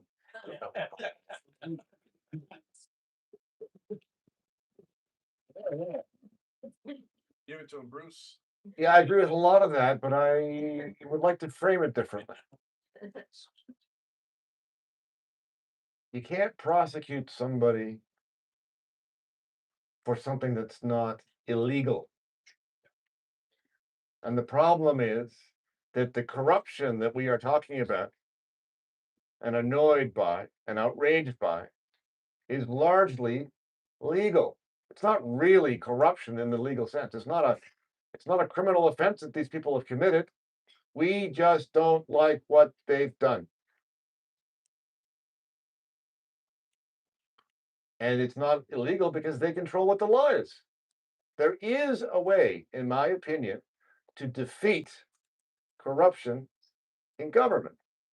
And that is to make sure your government has very little power. There's nothing to corrupt. If your government, for example, has no power to tax, well, then what are they going to be doing? If they have no power to make laws about anything other than this list of things, what are they going to do? There's nothing to conquer. There's nothing to lobby. There's no way to make a fortune. There's no money in it. You will often hear the idea that we have the wrong people in government. We have dishonorable people, and we should choose honorable people. If we only had honorable people, our problems will be solved. Right? Well, if your constitution requires honorable people, your constitution does not work. Because you're always going to have dishonorable people. Because everybody's self-interested. Politicians are self-interested. I don't mean that they're all evil. That's not true. But there are enough of them self-interested enough to be controlling the law in a way that allows them to do what they want to do. That system cannot exist. I don't think this is a question of the character of the people. It's a question of the design of the Constitution. If you make it a vehicle where people cannot seize it, and to Dennis's point, Dennis and I agree about this, but I would describe this term limit idea, I think, in a more extreme way than he does. Yes, term limits. My term limits go like this. No one can work for the state in any capacity cumulatively for longer, you pick a random number, or say 6 or 8 years. Let's go with 8. No one can work for the state in any capacity cumulatively for longer than 8 years. As a politician, as a bureaucrat, as a judge, as a consultant, as a supplier, as an ambassador. In other words, if you run for office and you win twice, you sit for 8 years, great, you're done. You cannot be a judge. You cannot be an ambassador. You can't be the receptionist. You're finished. What you want is a revolving door.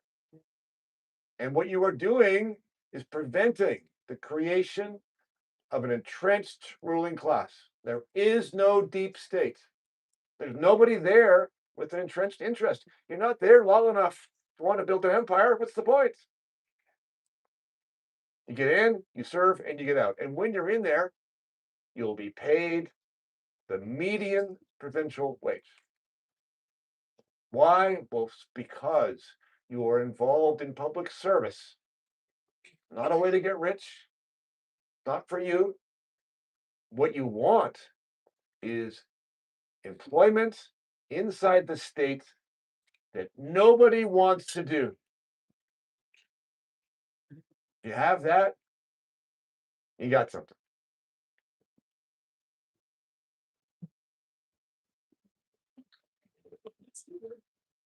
So I'm going to nominate Bruce for receptionist. But only for 8 years. We'll figure out the next 4 years after that. And each of your constitutions, what's the role of the judiciary? Yeah, good question. In each of them, basically, they're all the same. And sorry, and is there accountability for the judiciary? Let's start with Matt, then Dennis. No, then Bruce and Dennis. Judges are important. Again, if you look at the development of the judiciary, the king had the job of judging, but then there's a lot of people to judge. So judges on behalf of the king were making judgments, and you could appeal those judgments if you didn't like the way the judgment was, up all the way to the king or the lord, as the case may be. Judges have a place, but their role is to interpret based upon law, to judge a case based upon the law, not to adjudicate the law itself. And this was the Westminster principle. A judge was there to decide whether you and your disputes were right or wrong. They couldn't go and say, oh, I'm sorry, that law is unconstitutional and you may not have it anymore. That was not their role.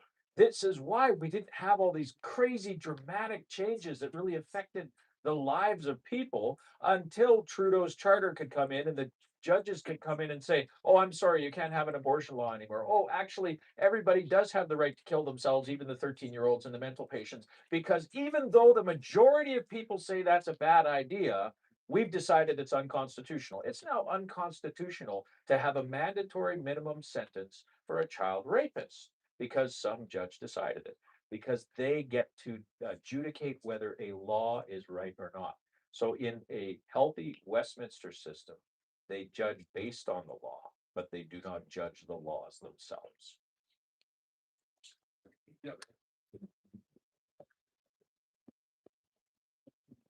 Matthew's description of the proper role of a judge, I agree with.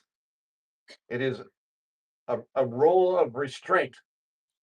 It is a role limited to interpreting the words of the law and applying them to cases. I think that is correct. Here's the problem. Saying that doesn't make it so. We have judges today who will not restrict themselves in that way. The fact of the matter is, and here's one of the paradoxes, courts are part of the state. But courts are also given the job of restraining the state. Okay? Well, now you've got the state restraining itself. This idea called the rule of law, it's just an idea, by the way. And the idea is based upon and dependent upon self-restraint. Self-restraint of judges, self-restraint of legislatures and of bureaucrats. And here's the problem. The people who now populate these offices, including the bench, do not believe in that restraint. And so we have a constitutional problem. How do you design it so that the people who are in these offices are restrained from what they can do? Here's what I've proposed. Number one, you elect the judges. Now that on its own is no panacea, because there are problems with that as well. Right? But those judges are on as short a leash in terms of their tenure as everybody else. 8 years. Maybe 4 as a judge and 4 as something else, but 8 if that's what you want to spend your time doing.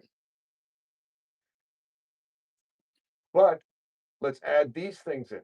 Number one, we want to diffuse the power of each judge to dictate to the rest of us what the law is.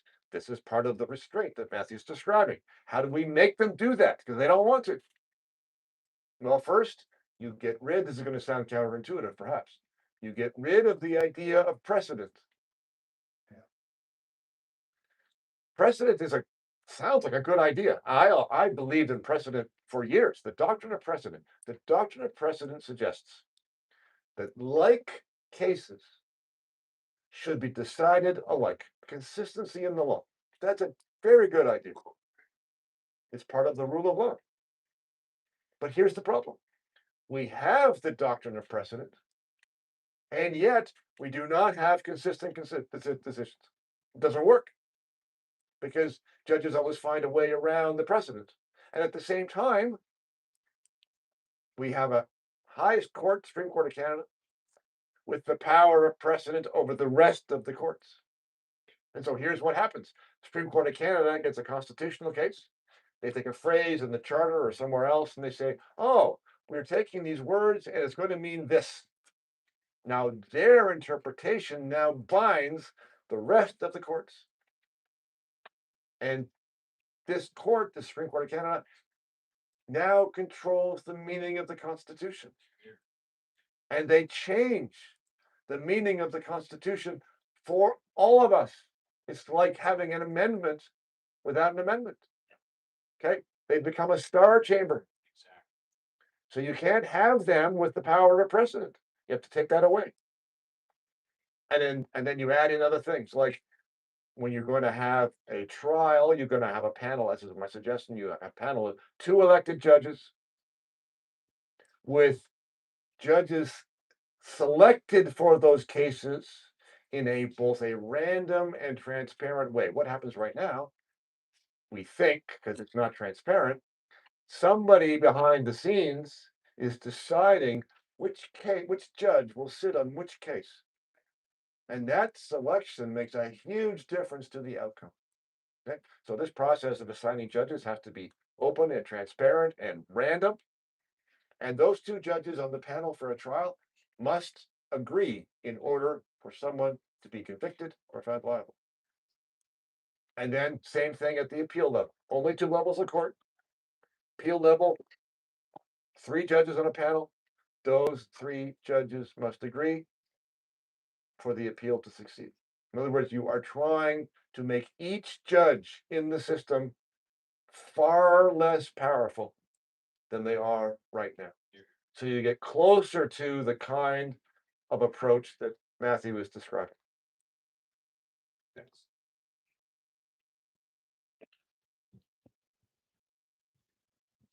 We have a lot of agreement at the table on this topic. I mean, the last thing we want is activist judges running around interpreting constitutions. And a couple of things come to mind about this. The question of elected judges or appointed judges, there's strengths and weaknesses for each one. It's not a popularity contest. I want legal capability and good thinking in my judges.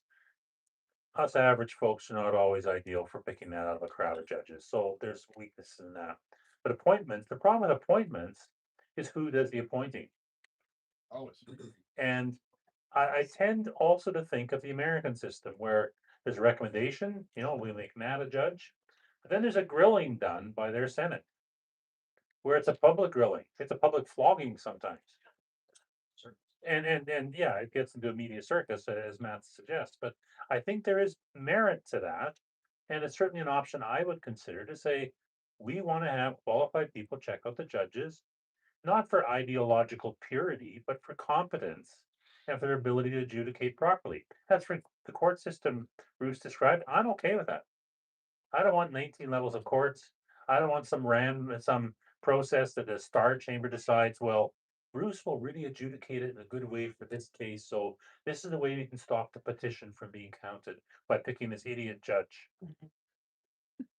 So I think the approach that he suggested is well within range of my own thinking. As for precedent, I tend to be on that side, Bruce's side. I think that we should not be locked in by precedent. A decision made 150 years ago, totally different world, totally different circumstance, doesn't have to lock in the decision of today, but they should be required to consider it in their thinking and their discussion. They should be, and not just consultants like we talk about consulting the Aboriginal people. No, a serious consideration. Why was it done that way? What did it mean? What was the circumstance? What's different in this case versus other ones? So I think if we have that serious consideration for precedent, but without binding ourselves to it, I can live with that answer.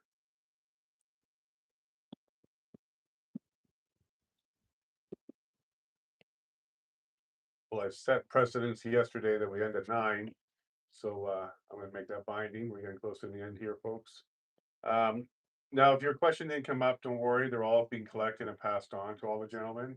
So if we didn't actually cover yours, they will still take a look at it and put it into their noggin, make a mature decision or change your mind as well there, Dennis, sometimes. Mature your thinking, I think is the way you put it yesterday. The next one is a really big one to a lot of people. What are the guardrails against the globalist taking over again? How do we ban global organizations like the WHO, WEF, UN, etc.? Let's start with Matt. Again, there's use for certain organizations globally. Right now we're watching the World Cup. Great, have a World Cup. Things like the WHO, the WEF, people who want power over our politicians or who say that they can control them and who offer some sort of incentive for our politicians to follow in their path are existentially dangerous to us. And no, you should not be able to be part of those type of international bodies. I have no problem with international trade treaties, even international defense alliances. That's always been around. But these progressive organizations that are seeking to change culture and values are where the problem comes in. So we cannot stop our politicians from making treaties. It's part of the job actually of government is to make treaties. But again, we should not tolerate those that would think that things like the WEF or the WHO are a good idea. That's again your job as the people of Alberta to say to your politicians, are you joking? No, you can't. And we've seen it actually in Canada right now that WEF membership, at least in Alberta, has gone from being something that everyone wants to be a young influencer there to, oh, well, I don't want to have anything to do with that place. Why? Because we spoke and we said, no, we don't like people who have the same values as that. And that's our role to stop people from getting involved in those things.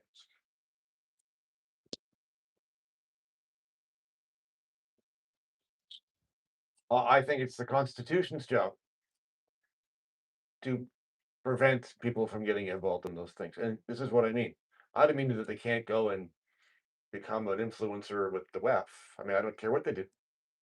But the problem is, as Matthew has just described, the problem is actually not the global groups. It's the fact that our own people are taking up the corruption that they are offering. The solution is this. Again, I hate to harp on a theme, but you can't become corrupt if you have no power. The WEF is not going to be interested in anybody who's in government in Alberta, at least if we get the constitution that I would like to see. They're not going to be interested in them. They have no power. What's the point? It's a waste of time. If you're an Albertan parliamentarian and you yearn to be an important person in the WEF, like it's going to be very hard to get in. They're not going to be interested in you because you have no power at the cabinet table. What does cabinet do? 1, 2, 3. That's all. Sorry. There's no policy to make. There's no taxes to collect. There's no speech to infringe. You can't do it. The Constitution doesn't give you the power. You're not going to be a person of interest to them. The WHO is involved in activity that the government of Alberta has no power to participate in. You've taken the power of public health away from the state in Alberta. They can't do it. One of the tests for whether or not Alberta's future constitution is a good one is this. If we had COVID again, would you be able to run the same COVID rules? The answer's got to be no. And I'm afraid under nearly any other model, the answer is yes. As long as the government has the power to provide for the common good, the general welfare, the safety of its citizens, you will get or will be able to get COVID again. That has to be beyond the powers of the government to do. And if it is, the WHO is not interested, the WEF is not interested, the UN is not interested. You can't take citizens' money and give it away to the UN. There's no power to do that. It can't be done. So you can participate as an individual all you like, but it's got nothing to do with the way Alberta is governed.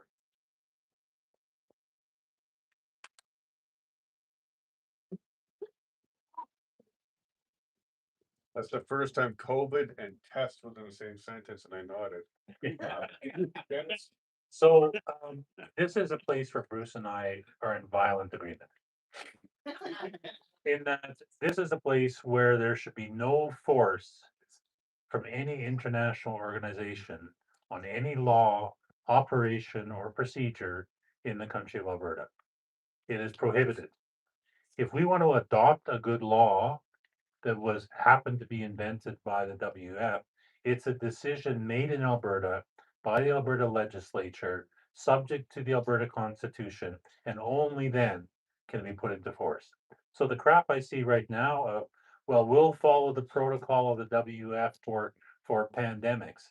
That to me is abdicating our responsibility, and that should never, ever, ever be allowed, because that is allowing external nations to apply force to our nation. And that's where Bruce and I agree. That force must always be prohibited, and our politicians should be prohibited from using that to govern this country.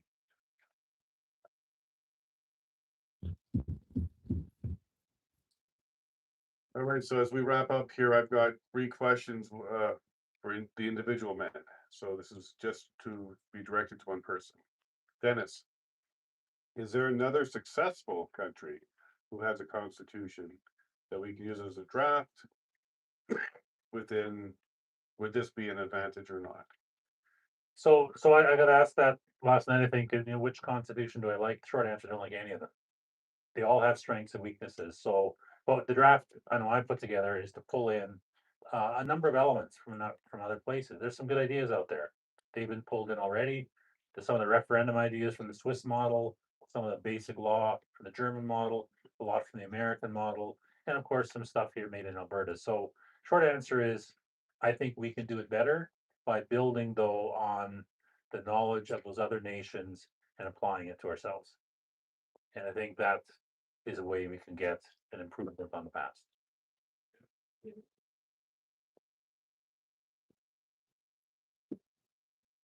Matt, the hot seat one for you. If we went with the constitutional monarchy, it went wrong before with Pierre in the 80s. How do we expect the next round to be different? We have the ability to go back and see where it went right. You know, I always use the analogy, when your car breaks down, do you look at it and say, well, cars are clearly a thing of the past, let's get a horse?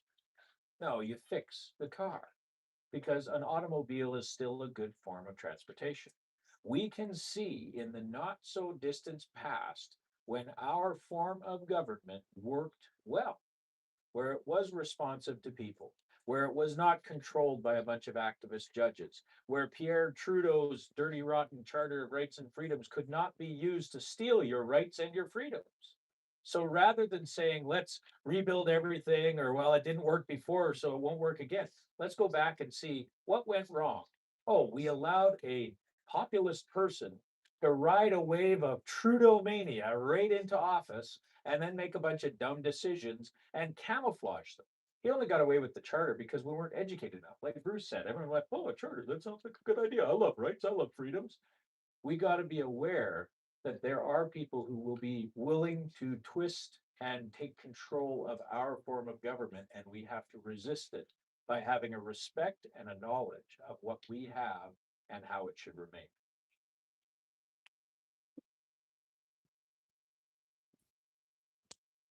Maybe don't allow a third Trudeau to get in.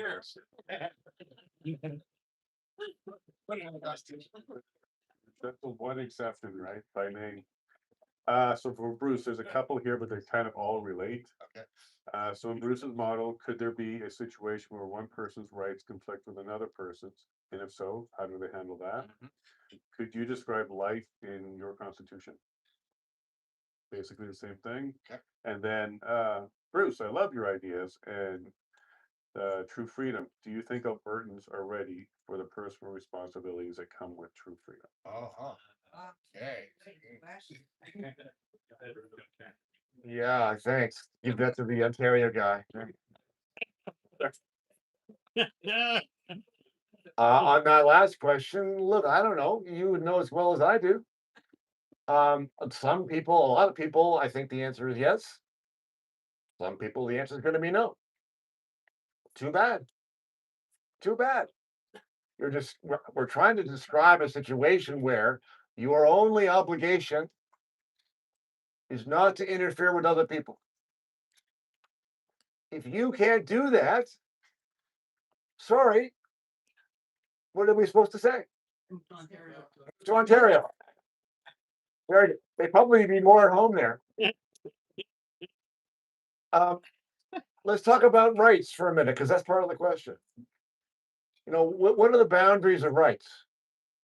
And I want to correct an approach that you will often hear, which is, yes, you have rights, but they are not absolute. And that is true. Rights are not absolute. But the limit to the right is often held to be when it interferes with the common good. That is not true, or at least it shouldn't be true. In other words, they say it's a process of balancing things. You balance the rights and the common good. That's baloney. Here's how rights are supposed to work in my books. The limit to your right is where it interferes with somebody else's right. So let me give you an example. Let's say you have a bike. It's yours. You have the property interests in it. And therefore you have the right to do with it whatever you want.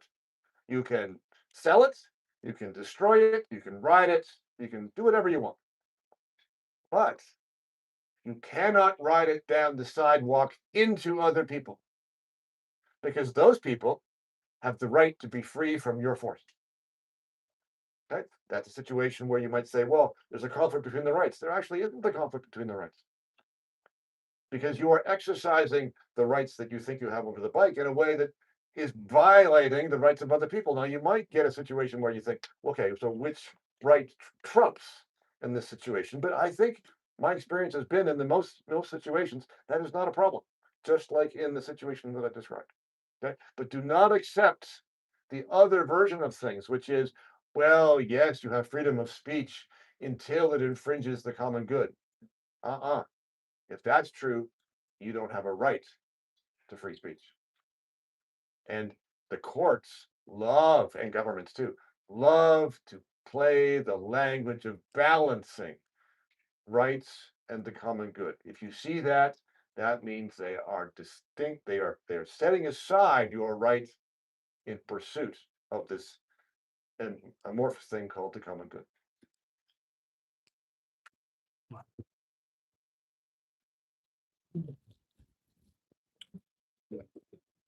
All right, so we're gonna do our final comments here. So we'll cover Dennis, and Dennis, I am shocked you didn't get your 3-story chicken coop into the conversation today. Maybe now. I'll try and leave that one out tonight. I really appreciate all you guys coming out. You took hours of your time to come here, listen to us three guys talk and exchange ideas and argue amongst each other and so forth. And you were very patient. And what I really hope happened is that we gave you a bit more insight into the complexity of this particular problem. And that's great. And I love you all for it, and it's super. But it comes to an obligation. The problem is we have many more people who aren't here tonight, who don't understand these factors, who need to be educated and helped along. Hopefully tonight we're able to give you a bit of insight. So when you talk to your friends, to your family, to your adversaries, the people that don't agree with you, say, yeah, but there are approaches. Here's how we're dealing with this. We got 3 good models. They got some pros and cons, but we understand them better. So we can help sell the idea that in a future Alberta, we will be well governed. We will have a fair society. We will have freedom as far as we can possibly get it. And we will also have democracy. And that will make a nation that'll be successful. So that's your job. We'll continue to talk. You also continue to talk. And have a lovely night. Here. All right, Matt, your last chance to convince them we need Burger King and Dairy Queen. Go ahead. I support both those ministries and Wendy's above all. I ate Wendy's for a whole year for lunch every business day for one time, and I didn't die. So there you go. Plug for Wendy. What I would encourage you all, first of all, is to keep doing what you're doing. Thank you so much for participating in the life of Alberta and caring enough about other people that you're going to take an evening to sit here and think and dwell on what we're talking about, to ask good questions, to make good suggestions. Keep it up. I would encourage you to remember that you need to respect and understand the past and where we've come from before you reject something. There are things that do need to be changed in our country now. There are things that we see that are broken and cannot be fixed in this current constitution. But that doesn't mean that the entire country or the entire history of the country is hopeless. Look to those things that are good. Look to the things that are right and work well, and build on those things to make something better for our kids and grandkids than what we have now. This is a once in a lifetime opportunity, I do believe, and we need to do all that we can to make it a successful opportunity.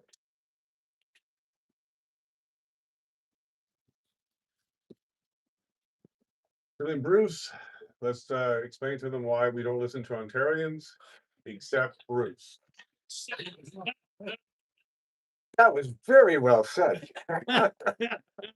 Thank you all for coming. The questions were terrific. Really, really very good. So good on you. I want to thank Jason and Paula for putting this together.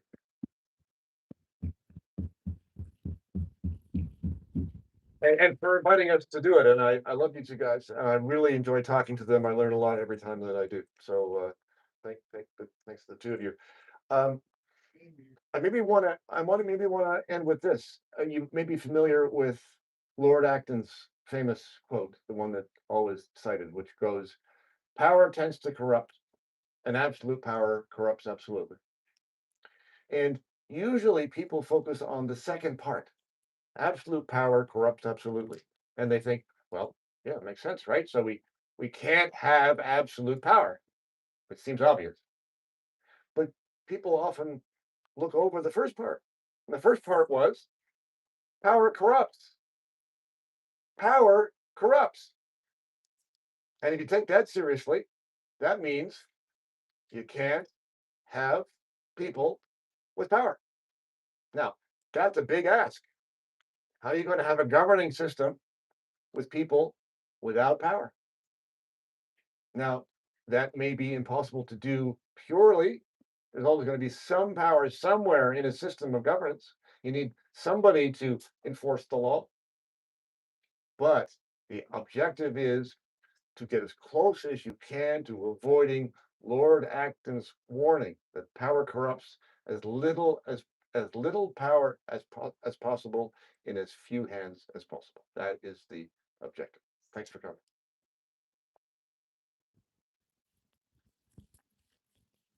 As someone who's off grid, we watch our power very closely. I want to thank the volunteers for tonight. Without you all, this wouldn't be possible. Thank you for that. I do want to tip my hat to the venue. These conversations, you'd be shocked. It's hard to get venues that will allow it to happen. So thank you to the Westerner. These three guys, we kept referring to them as friends and excluding me the entire time. I did take note, but I consider them friends as well. I do also want to thank my family, my wife and my two boys. Without them, this isn't possible or something I would do. And then all of you, when we're seeing these little emails pop in and, hey, there's another person that's interested in having some public input coming to our events, we're touched. So thank you very much for being here. We love you all very, very much. And God bless.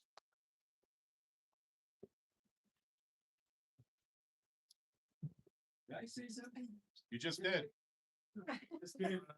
No, it's a little indulgent on behalf of everybody here. Well, thank you.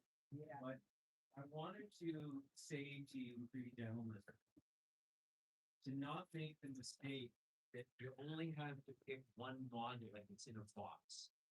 You all have things that you all agree on and things that everybody clapped on and said agreed to. There can be a meld of many things. Think outside the box. Thinking inside these little boxes is incredibly mistakes in the past. There are many good things all of you have. Find a blend. Find a blend. That's all I want to say. Thank you. Okay, so I was watching all of that. I found it really persuasive. I think that whenever I listen to Bruce Party, I find myself agreeing with him probably 50% of the time. And then with Matt Rowley and Dennis Kalma, probably Dennis Kalma probably 45% of the time. And I really don't want a king. So Matt, Rowley, I'm not really supporting of him, but they're really persuasive. And I think it's important to come and listen to these things. So thank you everybody for coming out and watching this. Sorry, the audio sucks. I was trying to read some of the comments. I didn't realize I could actually comment while I thought I could type while I was doing this, but this is here in Red Deer. It's a small little group that turned out, and my kind of closing thoughts is like, man, we need to get more people involved. It is a little bit disheartening, to see that there's not that many people showing up, and we're losing momentum, but I'm trying my best. And I encourage all of you to do your best. We do need to get more educated on these things. And yeah, thank you very much for the comments there. I'm going to be posting more videos. Like I do these live streams kind of randomly. I don't really know what to do with live streams. So yeah, there's another town hall tonight, or sorry, tomorrow. There's town halls all the time, guys. Like, go look it up. Like, there's so many of them, and I've kind of gotten bored with watching them, as many of you have too, because you come here and there's the people that you support. It's a very kind of friendly atmosphere, right? But I'm more of a guy, I like to go out and challenge people, and so that's what I like to get involved in. I am talking to myself, yeah. That's basically what making videos always is. Hey, thank you so much, everybody, for watching. Thank you for the comments. And yeah, all right, have a good night. Cheers.